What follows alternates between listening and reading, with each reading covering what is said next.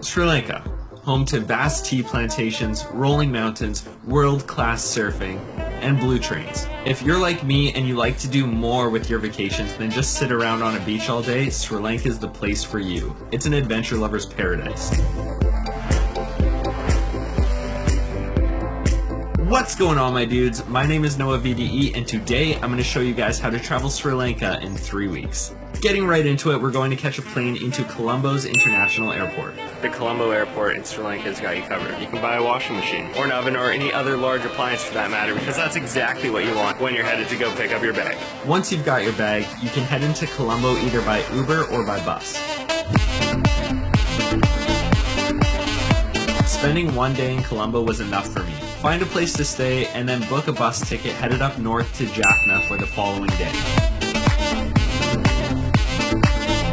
Jaffna had to be one of my favorite places in Sri Lanka. Over the course of the 3 days we spent up there, we probably saw a total of like 3 other tourists. It was insane. While you're up there, you should rent a motorbike and explore the surrounding towns. There's quite a few day trips that you can make from Jaffna, but my favorite thing by far was the Kiramali Pond. The pond itself is super cool. It's located right beside the ocean, it's extremely clean, and it's fed from a natural spring just up the river. The locals there were so friendly and inviting, making this an awesome place to spend the afternoon.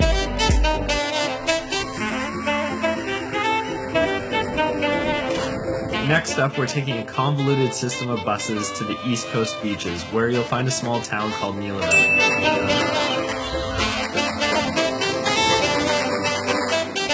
Neelavelly is the perfect place to spend a relaxing 2 days. It's a bit quieter than the other East Coast beaches, which is what I love about it. Grab a beer, sit on the beach, and enjoy. One thing that you have to do while you're traveling in Sri Lanka is eat kotu. Kotu is a staple Sri Lankan dish made out of vegetables, chopped up roti, and egg all tossed together. It is so good. After our time in Neelavelly, we're going to hop on a bus and head down south to a popular destination called Sigiriya. Sigiriya is a small town home to 2 famous peaks, Lions Rock and Pitarangala. Spending one day here is perfect, as you can visit one for sunrise and the other for sunset. Both of these peaks have interesting hikes and beautiful views. Next up on our list is Kandy. You can reach Kandy by bus and spend one day exploring, as that's all you really need. Kandy is a massive city with a huge transportation hub, which we'll be using the next day when we catch a train to Hatton. The train is going to be so busy, but the ride is absolutely beautiful. Once you hop off the train in Hatton, you're going to walk outside of the train station and hop on the bus that will take you to Adams Peak. Adams Peak was my favorite part of the entire journey through Sri Lanka. This 2,300 meter peak is a pilgrimage made by tourists and Sri Lankans alike. The bus you took to get here drops you off at the base of Adams Peak in a small town. You find a place to stay, you grab something to eat, and then you go to bed very early because you're going to be up in a couple hours. The hike to summit is no joke, but man is it ever rewarding.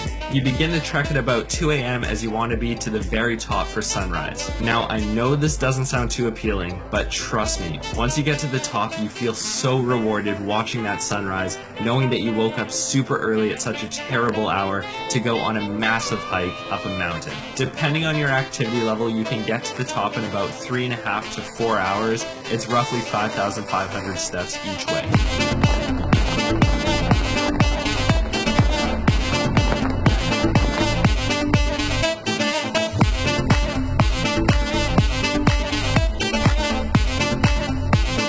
Dudes, if you're looking to travel to Sri Lanka, I have got you covered. I've created a comprehensive travel guide covering anything and everything that you might want to know before your trip. Stuff like the highlights, the must-see places, how to budget your trip and deal with visas, vaccines, banking, anything like that. If you want to check it out, you can, noahvd.com/store. After your epic journey up and down Adams Peak, you're going to head back to Hatton and hop on the train to Ella. The train ride to Ella is commonly regarded as one of the most beautiful train rides in the entire world. Getting to Hatton was actually the first half of it, so this is just the second half. Again, try your very best to get a window or a door spot so you can see outside.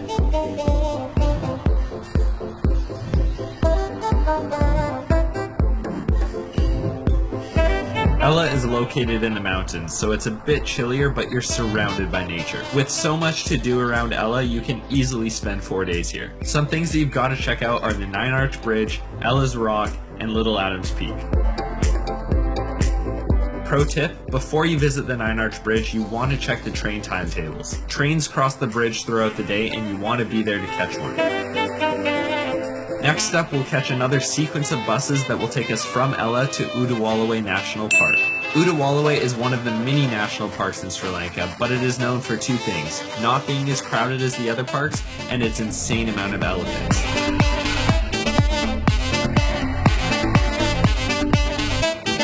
You're able to show up at the gate and negotiate a price with one of the guides there. You'll only need to spend a half day here in Udawalawe. After your epic tour of seeing alligators, elephants, water buffalo, and maybe a leopard or 2, it's time to move on to our next destination, which is Tengal.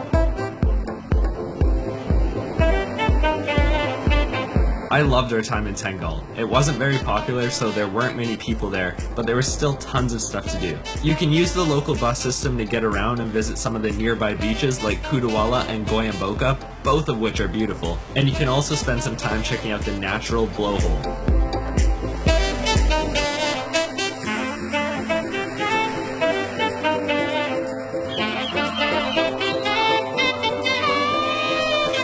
After enjoying your time in Tengal, you can easily catch a bus further along the coast headed towards Marissa.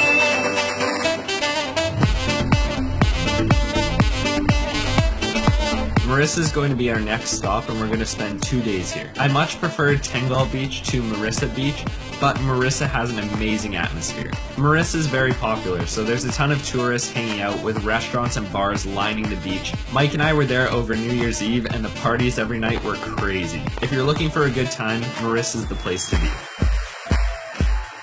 And last but certainly not least, we are headed to Unawatuna for our final 2 days here in Sri Lanka. From Marissa, it's extremely easy to get to Unawatuna. You just hop on a bus and head around the coast. Unawatuna is another one of these small touristy beach towns on the south coast of Sri Lanka with some cool things to see. As I had mentioned earlier, Sri Lanka is known for its surfing, and you can essentially surf the entire south coast of the country. I surfed in more places than just Unawatuna, but me being a beginner, this is my favorite place to surf. Or at least try to surf. I mean, at least I gave it my best shot. Another thing that you have to do while you're in Unawatuna is visit Dalwela Beach. Here you'll see a beautiful sunset, fishermen on stilts, and a massive rope swing tied to a palm tree.